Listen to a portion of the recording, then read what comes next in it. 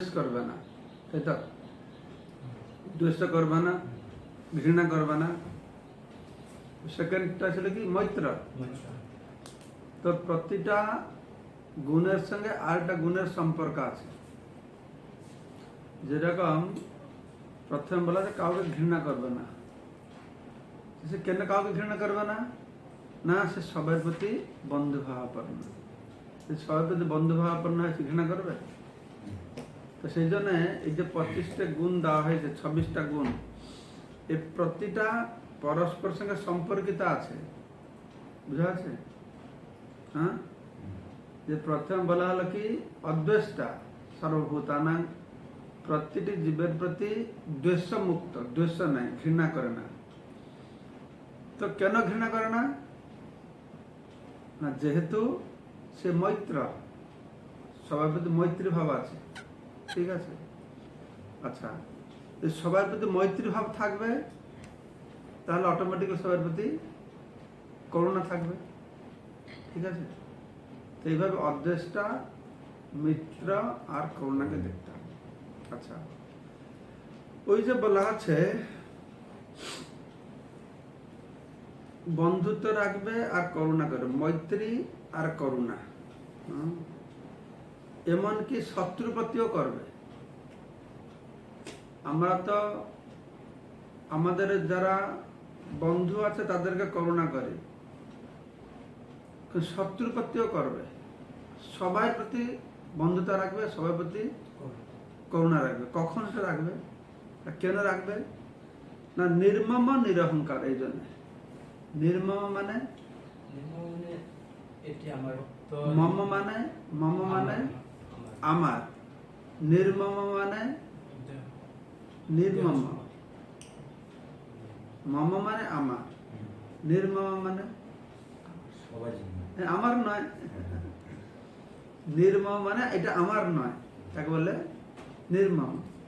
মমের বিপরীত নির্মম, আমার। সেজন্য বলে না, তোমরা এই শব্দ ব্যবহার করেছ, ওহ তাকে নির্মম ভাবে হত্যা করলো, এই শব্দ ব্যবহার শুনেছ? তাকে নির্মম ভাবে প্রহার করছে, মানে তার মমতা বুদ্ধি নেই, তাকে পিটাচ্ছে। কিন্তু এখানে নির্মমটা ভালো না খারাপ? সে নির্মম ভাবে তাকে মারছে, ভালো না খারাপ? ভালো। ঠিক আছে, ভালো। তুমি যদি নির্মম ভাবে কাউকে হত্যা করো, এটা ভালো? বলে আরে তুমি তো তাকে হত্যা করছো, যাকে হত্যা করছো তাকে নির্মম ভাবে হত্যা করছে। শব্দটা শুনেছো কি তোমরা? না শুনো না? তাহলে বাদ দাও, তোমাদের বললাম না। তো যাই হোক, এখানে নির্মম নিরহংকার, নির্মম মানে আমার নয়, আমার বলে কিছু নেই, এই যে ভাবটা, আমার তোমার এই ভাব নেই। তো সেই জন্য কি হয় না, তাদের এই যে বন্ধুত্ব ভাব, করুণা ভাব, এমনকি শত্রুর প্রতিও আসে। কেন শত্রুর প্রতি আসে? না, তার এই আমার তোমার এই ভাব নেই, নির্মম আমার, তার এই ভাব নেই। সবার প্রতি নির্মম ভাব, মানে আমার তোমার এরকম ভাব নেই, তাই সবার প্রতি সম্মান। তো সে কথা বর্ণনা করা হচ্ছে নির্মম। নির্মম মানে কি? যে এই আমার, এই যে অধিকার, আমার বাড়ি, আমার গাড়ি, আমার ছেলে, আমার মেয়ে, কোনো কিছু বস্তুর উপরে তার অধিকারকে জাহির করা। ঠিক আছে? এই শরীরটা আমার শরীর, এটাকে বলা আছে যার মধ্যে নেই এরকম ভাব, তাকে বলে নির্মম। যার মধ্যে কোনো কিছু অধিকার করার ভাব নেই। এই অধিকার ভাব থাকার ফলে এই এটা আমার ঘর, তুমি আসতে পারবে না, এটা আমার দেশ, তুমি ঢুকতে পারবে না। তো প্রভুপাদ বলছেন এটা হচ্ছে কুকুরের বুদ্ধি। কুকুররা যেরকম থাকে, পাড়ায় পাড়ায় কুকুর থাকে, কলকাতায় আমরা দেখেছি।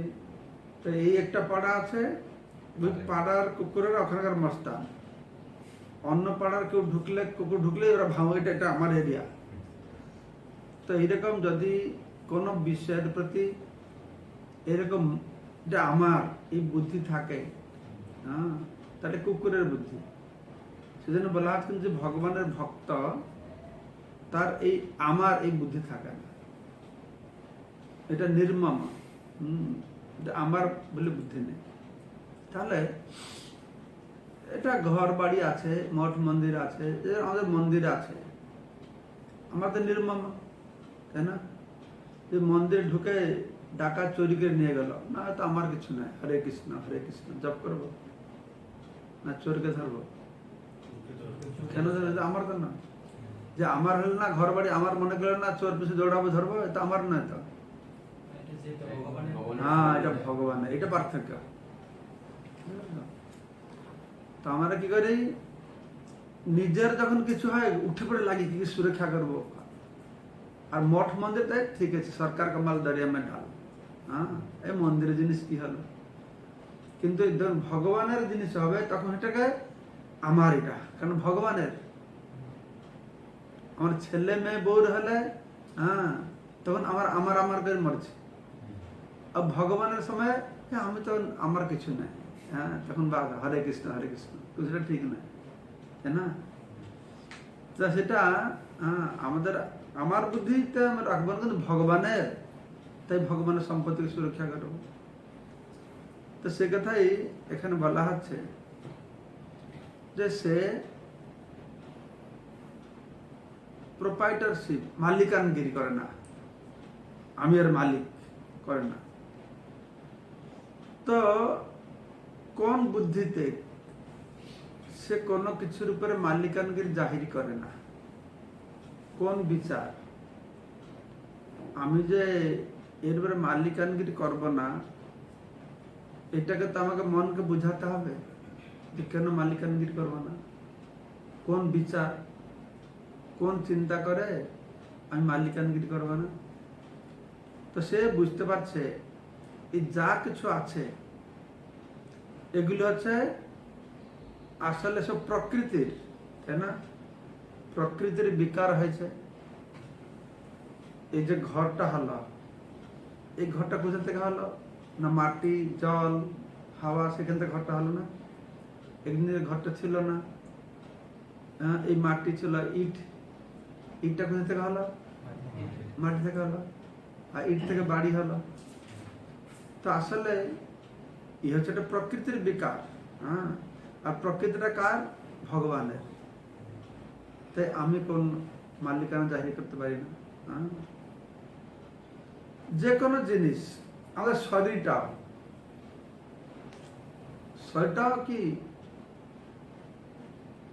আমরা যেহেতু আত্মা শরীর ভিতরে রয়েছে, আমরা শরীর যত্ন করবো ঠিক, কিন্তু এটাও জানি এই শরীরটা আমার নয়, ঠিক না? নেই, একদিন সেটাকে ছেড়ে চলে যেতে হবে। তো সেজন্য লোকেরা ঘর বাড়ি কত সুন্দর সাজায়, এটা যে বিরাট বড় বড় বাড়ি করে, শরীরটা সেরকম কত সুন্দর সাজায়, কত টাকা খরচা করে, স্নো পাউডার, হ্যাঁ, ছায়া ব্লাউজ কোট শুট করে কত টাকা খরচা করে। চুলটার জন্য কত টাকা খরচা করে, একটা চুল কাটতে 150-200 টাকা। চুলটা মানে পড়ে গেলে ছাইও থাকবে না, মানে চুলটা অত বেকার জিনিস, আর সেইটাকে কত সুন্দর সাইজ করে, কত ভাঁজ টাজ করে, হ্যাঁ, সাজাতে থাকে। ঘরকে কত সুন্দর করে সাজাতে থাকে। তাই জন্য বলছিলেন যে আমাদের ঘর ছেড়ে যেতে হবে, শরীর ছেড়ে যেতে হবে। তা আমরা যদি এখান থেকে দিল্লি যাব ট্রেনে করে, তো আমরা তো জানি দিল্লি পৌঁছলে ট্রেন থেকে নামতে হবে। তো আমরা কি ট্রেনে যে বর্থটা পাবো সেখানে ফুলের টব লাগাবো, আরো ভালো করে সব সাজাই, এটাকে সাজাই, ট্রেনের বর্থটাকে সাজাই, কারণ আমাদের নামতে হবে এখান থেকে। এটা ঠিক সেই রকম, কিন্তু মানুষেরা এই বুদ্ধি থাকে না, কিন্তু আমার ভক্তের এই বুদ্ধি থাকে, এই মালিকানগিরি করতে চায় না। কিন্তু যতটুকু দরকার শরীরটা ধারণ করতে ততটুকুই করবে। তো সে কথা কেন বলা হচ্ছে যে ভক্তরা জানে ঘর বাড়ি শরীর এগুলো হচ্ছে সব প্রকৃতির বিকার। বিকার শব্দ জানো? বিকার মানে কিছু নেই, না মানে আকার নাই বিকার, না না, সেটা নিরাকার। বিকার মানে পরিবর্তন হয়। যেরকম দুধটা বিকারগ্রস্ত হলে দই হয়, দই থেকে বিকার হয় মাখন হয়, মাখনের বিকার হচ্ছে ঘি হয়, এগুলো বিকার। বুঝতে পারেন? মনে থাকবে, বিকার মানে পরিবর্তন। দুধ থেকে দই হলো, তাকে বলে বিকার, মানে পরিবর্তন। এখানে এই ক্ষেত্রে পরিবর্তন। ঠিক সেই রকম এই শরীরটা কার বিকার? কার বিকারের ফলে শরীর সৃষ্টি হয়েছে? প্রকৃতি। প্রকৃতি বিকার। প্রকৃতির কোন? জড়া প্রকৃতি। কি কি উপাদানের বিকার হয়েছে? উপাদানটা কি? ভূমি, জল, অগ্নি, এই পঞ্চ মহাভূত আছে। এই পঞ্চ মহাভূতের বিকার হইতে এটা হয়েছে না, তাই না? বাড়িটাও ঠিক সেরকম। তুমি এখানে চলে আসো, আমার মুখটা দেখতে পাচ্ছ না, তো বাড়িটাও ঠিক সেরকম। সেই মাটি জল এর বিকার হয়ে এটা হয়েছে। আসলে বাড়িটা নষ্ট হয়ে যাবে, ভেঙে যাবে, কি হবে? তখন মাটিটা মাটির সঙ্গে মিশে যাবে, জলটা জলে মিশে যাবে। আমাদের শরীরে যেরকম আমার শরীরে মাটি আছে, জল আছে, আগুন আছে। আচ্ছা, আগুন আছে, জ্বলছে কোথায়? পেটে। হ্যাঁ, পেটে আছে। হাতে এরকম করো, হাতে কষে, হ্যাঁ, গরম হয়ে যায় না? তাদের শরীর আগুন আছে, বায়ু আছে, আকাশ আছে, সব পাঁচটা দিয়ে তৈরি। আর যখন শরীরটা নষ্ট হয়ে যাবে তখন কি হবে? এই শরীরের মাটিটা মাটিতে মিশে যাবে,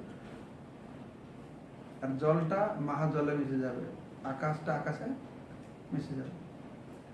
তো এইরকম যেটা যে তার প্রতি কেউ মমতা বুদ্ধি করবে, এটা আমার, হ্যাঁ, কি আমার বলে করবে?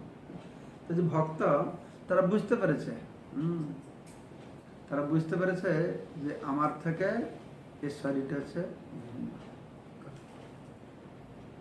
তো সেই জন্য তারা আমি মালিক, ভক্তের মালিকানগিরি থাকে না।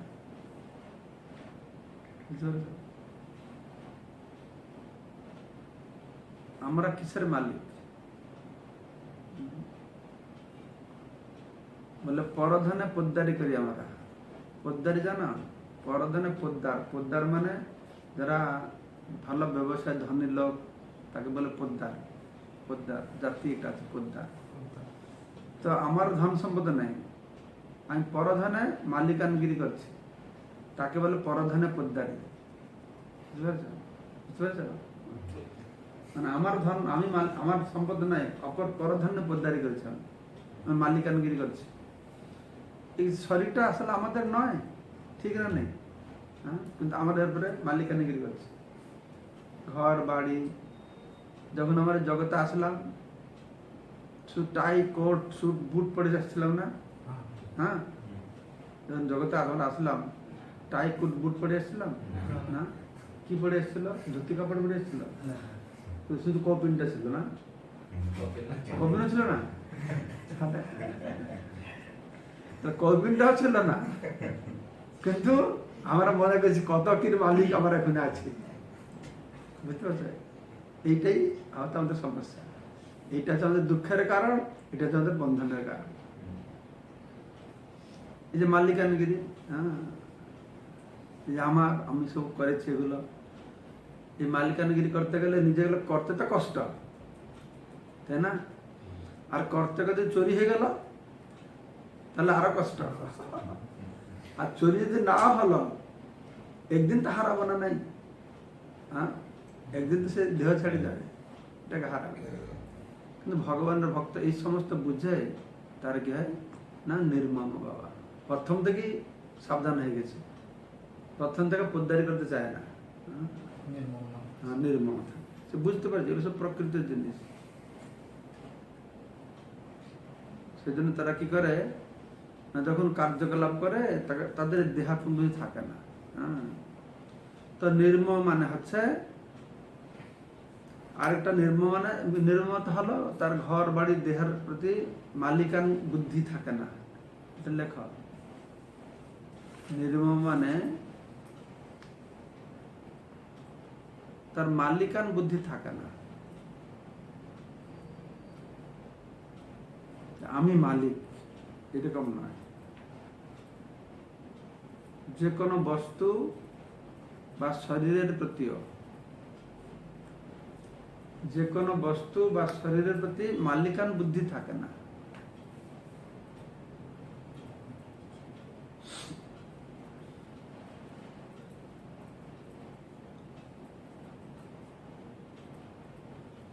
তো কেন মালিকান বুদ্ধি থাকে না?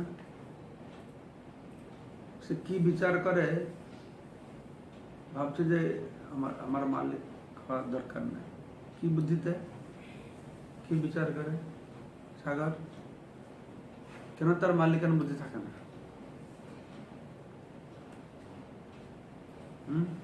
কেন থাকে না? মালিকান বুদ্ধি কেন থাকে না? ঘরের প্রতি, শরীরের প্রতি নির্মম মানে পজেসিভ, আমি একটা মালিক, এই বুদ্ধি কেন থাকে না? কৃষ্ণ ভক্তি করে না বাবা। হ্যাঁ,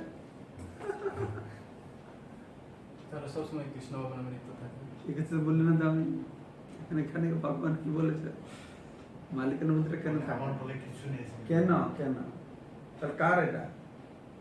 এটা ভগবানের কৃষ্ণের উপর। কৃষ্ণের কথা বলা হয় না? তো এটা বলা হলো না, এই শরীর দেখছে প্রকৃতির বিকার, এটা এলে আমার সঙ্গে কোনো সম্পর্ক নেই। এটা লিখতে হবে আপনাদের। কেন আমি মালিকানগিরি করতে চাইছে না? না, এটা হচ্ছে প্রকৃতির বিকার। এই সব কিছু প্রকৃতির, এগুলো এটা আমার নয়, এটা জড়া প্রকৃতির এগুলি।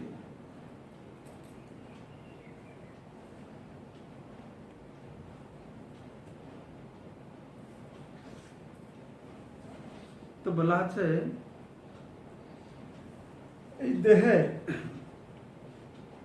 দুটো, একটা বাড়ির দুটো মালিক আছে। একটা বাড়ির দুটো মালিক হতে পারে? আমাদের শরীরে কয়টা মালিক আছে? আমাদের শরীরে কয়টা আত্মা আছে? একটা আত্মা। একটা আত্মা আর একটা পরমাত্মা। তো একটা আত্মা না, একটা জীবাত্মা। তাহলে শরীরে দুটো আত্মা আছে, একটা জীবাত্মা আছে, একটা পরমাত্মা আছে। তো এই শরীর, এই দুটো মালিক, একদিকে মালিক তো নয়, আমি তো মালিক নই, তবুও যতদিন আমার সঙ্গে কাছে আছে, তো একটা শরীরের দুটো মালিক, তাই না? আত্মা আর পরমাত্মা। পরমাত্মা। একটা বাড়ির দুটো মালিক হতে পারে? একটা বাড়িতে দুটো মালিক হতে পারে? হতে পারে না? হ্যাঁ, হতে পারে। কখন হতে পারে? যখন একটা ভাড়াটা থাকে, ভাড়া দিয়ে, বাড়ি ভাড়া করে থাকেন লোক, যে বাড়ি ভাড়া দিয়ে আছে সে একটা মালিক, আর যার বাড়িটা সে একটা মালিক, ঠিক না? নেই, তো দুটো মালিক হলো না? যে বাড়ির ভাড়া দিচ্ছে, ধর্মেন্দ্র বুঝতে পারছো? যে বাড়ির ভাড়া দিচ্ছে সে একটা মালিক, ভাড়াটিয়া, আর বাড়িটাতে সে একটা মালিক, তো দুটো মালিক হলো, তাই না? তো আমরা এই বাড়ির কিরকম মালিক? শরীরের পক্ষে বাড়ির মালিক কিরকম মালিক? আমরা যে একটা বাড়ি দুটো মালিক থাকে, একটা ভাড়াটিয়া মালিক আর একটা আসল মালিক। তো আমরা এই শরীর কিরকম মালিক? আমরা ভাড়াটিয়া মালিক, বুঝতে পারছো? এই জীবাত্মা আছে, এই শরীরের মধ্যে ভাড়াটিয়া মালিক। লেখ, জীবাত্মা আছে, ভাড়াটিয়া মালিক। ভাড়া শেষ হলে যেদিন ভাড়া দিতে পারবে না, ঘর থেকে বেরো, ঠিক সেই রকমই। হ্যাঁ, এই শরীরে অবস্থান করার জন্য আমাদের একটা মেয়াদ আছে। যতদিন সে মেয়াদ থাকে, মেয়াদ পুরি গেলে বাস, হরে কৃষ্ণ, তোমার ভাড়া শেষ, তুমি যাও এখান থেকে। আমরা ভাড়াটিয়া মালিক এখানে।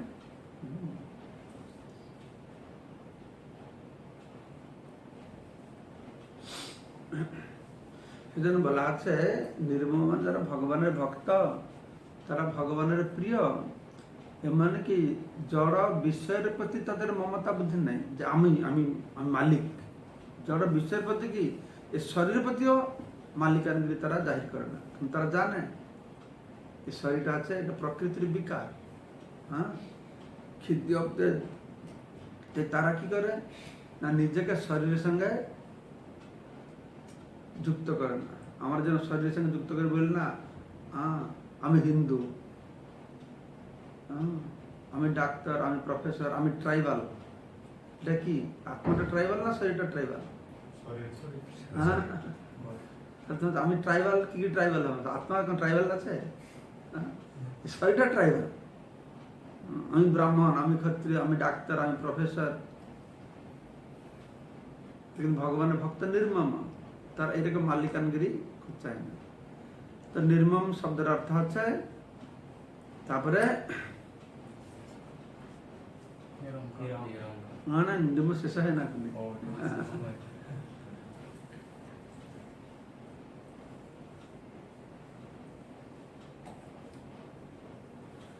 নির্মম অর্থ যে ভক্ত শারীরিক সমস্যা বা কষ্টের প্রতি ততটা ভ্রুক্ষেপ করে না। শারীরে যে কষ্ট হবে, তাতে গুরুত্ব দেবে না। সে শারীরিক কষ্ট এবং সমস্যা ততটা গুরুত্ব দেবে না,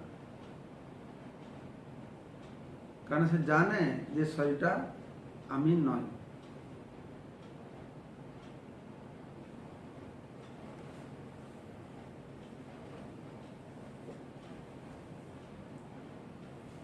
তার মানে শরীরকে আমরা দেখাশোনা করবো না? তাহলে কেন এই শরীরটা তো আমি নাই, কেন শরীরকে দেখাশোনা করবো? হ্যাঁ, যেহেতু শরীরে ভগবানের সেবা হবে সেজন্য সুন্দরভাবে দেখাশোনা করবে। আমার ভোগের জন্য নয়। আমি ফিট থাকলে আরো বেশি ভোগ করতে পারবো।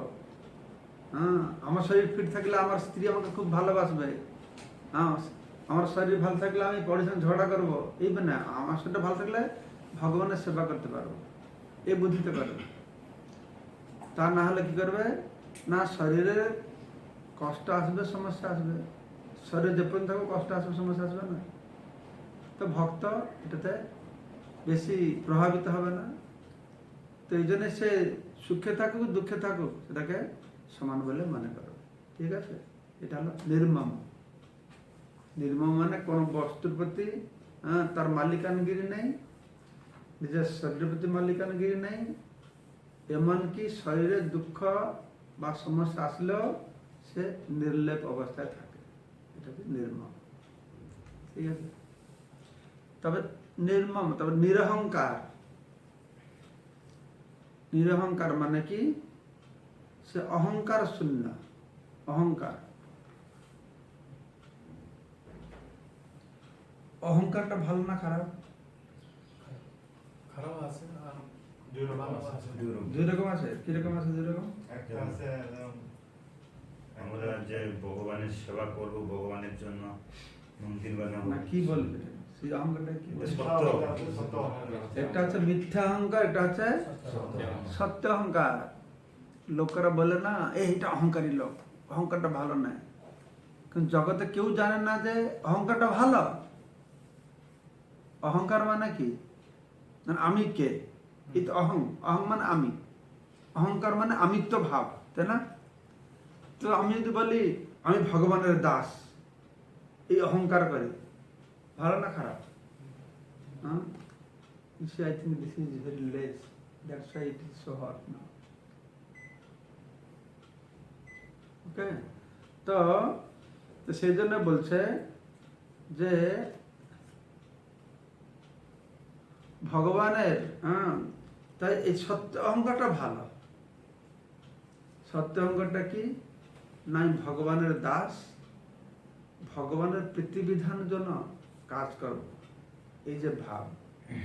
আমি লেখো, আমি ভগবানের দাস আর ভগবানের প্রীতিবিধানের জন্য কাজ করবার যে প্রবণতা, সেটাকে বলে সত্য অহংকার।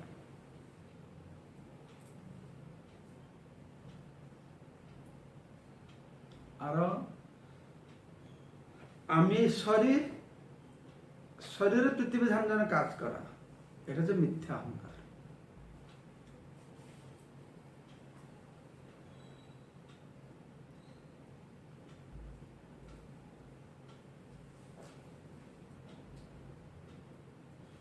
মিথ্যা অহংকার বা মিথ্যা পরিচয় একটা শরীরকে ভিত্তি করে আমরা যেগুলো পরিচয় দেই, আমার এই শরীর আর আমার শরীরের সম্পর্কে যা কিছু রয়েছে, এটা বলে ফল, এটা বলে মিথ্যা অহংকার, ফলস ইগো। অভিমান করা, অভিমানী হওয়া ভালো না খারাপ? অভিমানী বল, এটা বড় অভিমানী লোক, মানে অভিমান করছে। অভিমান মানে কি?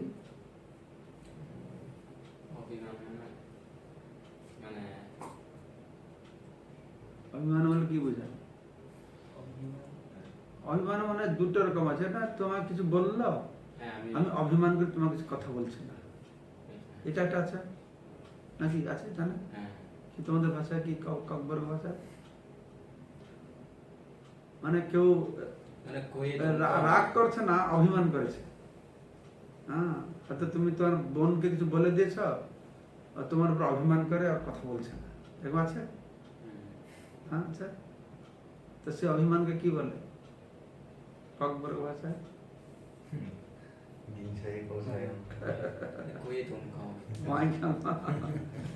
এই একটা অভিমান, ঠিক আছে। আর একটা অভিমান আছে কি, আমি প্রধানমন্ত্রী, এটা অভিমান হবে না? একে বলে না এ বড় অভিমানী লোকটা, আমি কত বড় পজিশন পেয়েছি, বড় অভিমানী। তার মানে অভিমানের দুই প্রকার অর্থ। একটা হচ্ছে বন্ধুর সঙ্গে অভিমান করা, অভিমানের কথা না বলা, রাগ করা। আর একটা আছে আমার একটা অভিমান, মানে আমার মান, সম্মান, মর্যাদা, তার অভিমান, তার মর্যাদা, তার সম্মান, সম্মানটাকে বলে অভিমান। অভিমান, সম্মান, মান, মর্যাদা। তো সেখানে সেটা বলা হচ্ছে যে অভিমানটা করা ভালো না খারাপ?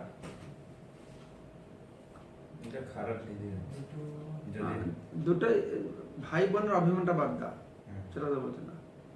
এই যে আমার সম্মান, মর্যাদা, এটা ভালো না খারাপ? কিন্তু বলে দাস অভিমান, যদি ভগবানের আমি দাস, আমার অভিমান থাকবে কি আমি ভগবানের দাস, এটা খারাপ না ভালো? তাহলে তো সে অভিমানটা ভালো। এই জগতে সবাই বস মানে কি মালিক, মালিক হওয়ার অভিমান করে, আমি মালিক। আর কে চাকর হওয়া অভিমান করে? কে বলে আমি চাকর, এরকম বলে আমি চাকর, বুঝলেন না? এরকম। কিন্তু ভগবানের চাকর হলে সে কি হয়ে, আমি ভগবানের চাকর, সেটা ভালো, কোনো অসুবিধা নেই, সে অভিমানটা ভালো, কোনো অসুবিধা নেই। তো এইভাবে অহংকার এখানে যে বলা আছে, এটা কি অহংকার না? ফলস অহংকার, ফলস ইগো, মিথ্যা অহংকার। সেটা বলে যে নিরহংকার, নিরহংকার মানে অহংকার শূন্য। অহংকার শূন্য মানে কি? অহংকার শূন্য, মিথ্যা অহংকার শূন্য। সে মিথ্যা অহংকারটি কি? আমি এই শরীর, আমার দেহ, আমার ঘর, আমার সম্পদ। আর আমার জন্য, যারা আমার শরীরের জন্য আর আমার সম্পর্কের সম্পর্ক, তাদের সঙ্গে আমি হচ্ছে আমি, মানে আমি দেহ, আমি ডাক্তার, আমার এইটা হচ্ছে মিথ্যা অহংকার শরীর সম্পর্কে। তো সে নিরহংকার, নিরহংকার মানে কি? সে ভালোভাবে জানে যে এইটা কোনটা আমি নয়, তাই ফলস আইডেন্টিফিকেশন, এটা মিথ্যা পরিচয়। যার মনে করে শরীরকে আমি, এটা মিথ্যা পরিচয়। তো নিরহংকার মানে সে জানে যে আমার এই শরীরটা আমি নই, নিরহংকার। নির্মম নিরহংকার। তারপরে সম দুঃখ সুখ, এটা কভার করে 5 মিনিট আছে। তো সম দুঃখ সুখ, সে সুখে আর দুঃখে সমান থাকে। সুখ হোক বা দুঃখ হোক সমান থাকবে।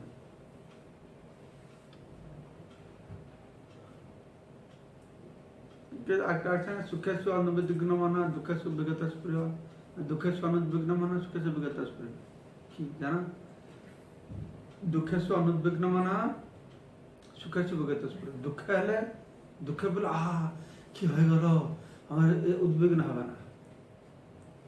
আর সুখে আছে, রে দেখো আমার কত সুখ, এটাও হবে না। শিখে থাকেন বলা আছে সমান থাকবে।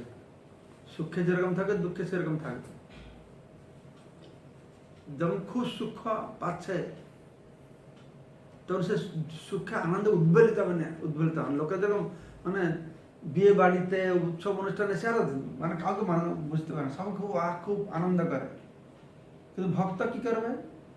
সে সময় সেই আনন্দে উদ্বেলিত হবে না। কেন? ভক্ত জানে কেন সে দুঃখ সুখের সময় আনন্দে উদ্বেলিত হবে না। কি মনে করে? আনন্দ, ঘর বাড়ি ধন সম্পদ ভরপুর আছে, কেন সে সুখ উদ্বেলিত হবে না? না, সে মনে করবে এগুলো সব চলে যাবে, থাকবে না আমার কাছে। হ্যাঁ, এগুলো অনিত্য। সেজন্য তার সুখে থাকবে দুঃখে থাকবে, তার দুঃখ আসলে সে মনে করবে দুঃখ আছে চলে যাবে, তাই সে বিভ্রান্ত হবে না। কিছুদিন দুঃখে থাকলে দুঃখ চলে গেলে চলে যাবে। যেরকম প্রভুপাদ বলছেন, শীত দিন আসবে, গরম দিন আসবে, কিন্তু শীত দিন আসলেও আমাদের ভোর 4টা উঠে মঙ্গলাতে যেতে হবে। আর গরম দিন আসলে মা কি বলে, গরম দিন আমি চুলার কাছে যেতে পারবে না বলে, হ্যাঁ গরম দিনে রান্না করবে না, যাবে। ঠিক সেই রকমই সে দুঃখ হলো এটা করবে, আর সুখে থাকলেও এটা করবে। তো দুটোই সমান ভাবে থাকবে। তারা কোনদিন আনন্দে উদ্বেলিত হবে না, দুঃখে বিমর্ষ হবে না।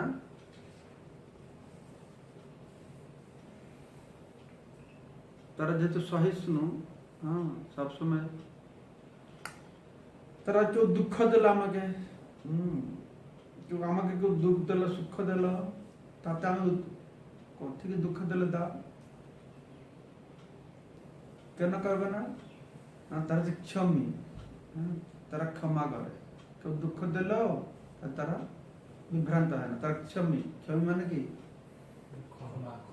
সেটা আমি মনে করতাম ক্ষমী মানে ক্ষমা না করা। ক্ষমী মানে সহিষ্ণু। অবশ্য সহিষ্ণু যে হবে সেই ক্ষমা করতে পারবে, কিন্তু ক্ষমী শব্দের অর্থ হচ্ছে সহিষ্ণু, আর ক্ষমী শব্দের অর্থ ক্ষমা করা, দুটোই। সহিষ্ণু যেরকম অদ্বেষ্টা, মানে দ্বেষ করবে না বা ঘৃণা করবে না, তো সেরকম ক্ষমী মানে তাকে ক্ষমা করবে। আর কখন ক্ষমা করবে? যে সহিষ্ণু হলে না ক্ষমা করবে। কেউ যদি তোমাকে কিছু বললো, তুমি যদি সহ্য না করতে পারবো, তার ক্ষমা করবে? তাকে একটা থাপড় লাগাবে, তোমাকে মারলো। তোমার যদি সে সহ্য করার ক্ষমতা থাকে তাহলে তুমি তাকে ক্ষমা করতে যা, ঠিক আছে তুমি চলে যাও। তো এই জন্য এখানে বলা আছে এই ক্ষম মানে সহ্য করা, সহ্য করতে ক্ষমী। ক্ষম শব্দ থেকে ক্ষমী। ক্ষম শব্দের অর্থ হচ্ছে সহ্য করা, সেখান থেকে ক্ষমাটা যাচ্ছে। তোমাকে ক্ষমা করে দাও, আমরা বললে তোকে ক্ষমা করে দাও, তার মানে কিন্তু সহ্য করা, এটা বলে ক্ষমা করে দাও। আর তুমি সহ্য না করবে, ক্ষমা করবে না। এই লাইনটা কমপ্লিট হলো, প্রথম লাইনটা কমপ্লিট হয়েছে। তোমাদের কাছে আছে, লেখা আছে প্রথম লাইনটা কি ছিল? অদ্বৈষ্টা সর্বভূতানাং মৈত্র করুণা এবচ নির্মম নিরহংকার সম সুখ ক্ষমী। সম দুঃখ সুখ ক্ষমী। তাহলে এই পর্যন্ত আমাদের থাকুক। আজকে কয়টা গুণ হলো? 26টা থেকে 7টা গুণ হলো। তো কালকে আমরা সন্তুষ্ট সততম ইত্যাদি সেইগুলো, সেই শ্লোকগুলো তোমরা 2-4 বার পড়ে আসবে, তাহলে তোমাদের আরো সুবিধা হয়ে যাবে। বইতে দেখে আসবে, এরকম আলোচনা করলে আমার তো মনে হয় এরকম করতে করতে তোমাদের সবগুলো শ্লোক মুখস্থ হয়ে যাবে। হ্যাঁ, এরকম আলোচনা করতে করতে একটু ধ্যান দিলে মুখস্থ হয়ে যাবে, মনে রাখলে।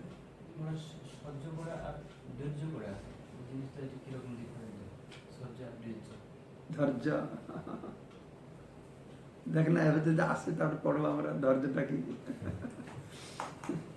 আসলে এই সব শব্দ, কতগুলো শব্দ ভগবত গীতা এরকম ব্যবহার করা হয়েছে। আমি ভাবছি যতগুলো এরকম অনেক জায়গায় 25টা গুণ দেওয়া হয়েছে, তো জ্ঞানের 20টা লক্ষণ দেওয়া হয়েছে, আর অনেক জায়গায় ভালো ভালো গুণ দেওয়া হয়েছে। অনেক জায়গায় একই কথা বারবার রিপিট হয়েছে।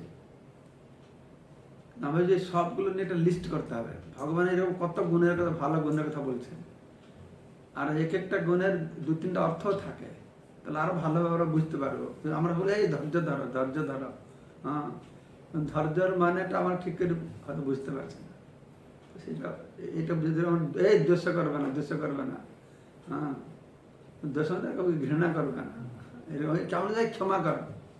কিন্তু ক্ষমা করা মানে কি সহ্য করো। হ্যাঁ, সহ্য না গেলে ক্ষমা করবে কি করে, সেটা হবে আস্তে আস্তে।